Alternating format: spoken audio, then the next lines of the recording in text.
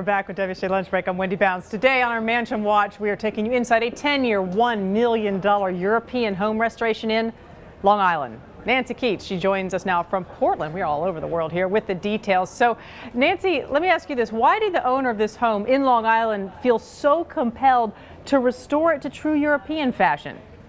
Well, he is of European descent himself. His father and mother were Italian immigrants, and he grew up in a tenement in Brooklyn, and he always aspired to have a sort of European-style house. And he was looking for a neighborhood with good schools, found this neighborhood, and it turned out to have been built and designed by Levitt & Sons, which was very Long Island centered. And that's William Levitt. I mean, when we think of Levitt, we think of Levittown, right? But there's a very distinct difference in the look of those homes and these homes.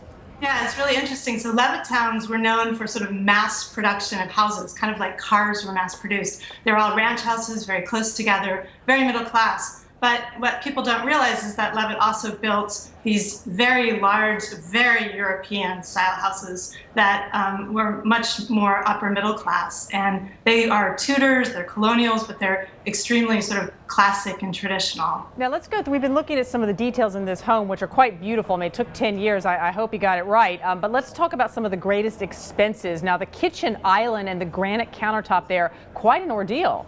Yeah, he was really meticulous. So he decided instead of just having the usual typical 1-inch thick granite, he wanted 2-inch thick granite. So that weighed 2,000 pounds and took special equipment to bring it into the house, and ended up costing, quite a bit more, $20,000 more than it would have. Ouch, because you needed that 1 more inch. I mean, but that granite is heavy. So he's got the 2-inch granite countertop. Now the roof, to get the roof just right, it was kind of just wrong the way one contractor did it. What did he have to do to fix it?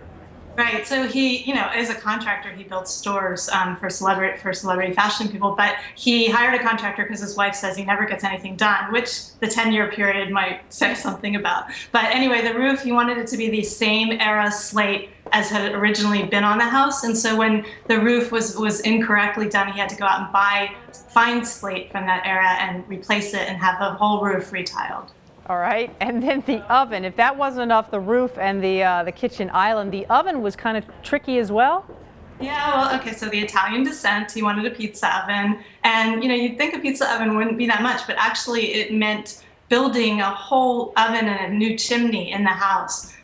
So the actual oven kit wasn't that great, but the total was $70,000 with all of the structural additions. So he was very meticulous, obviously. I mean, again, he spent a decade. I keep coming back to that because I've been through renovations, and like 1 year seems like eternity. 10 years, I can't even imagine. How did his family, because he had kids, how did they cope while this was all going on? Luckily, they're a really close family, and they started out by blowing out the side of the house and creating another room above the garage where they lived while this was going on. And they just basically moved from room to room as they were finished. And his son said he basically spent middle school and high school moving around the house to different rooms.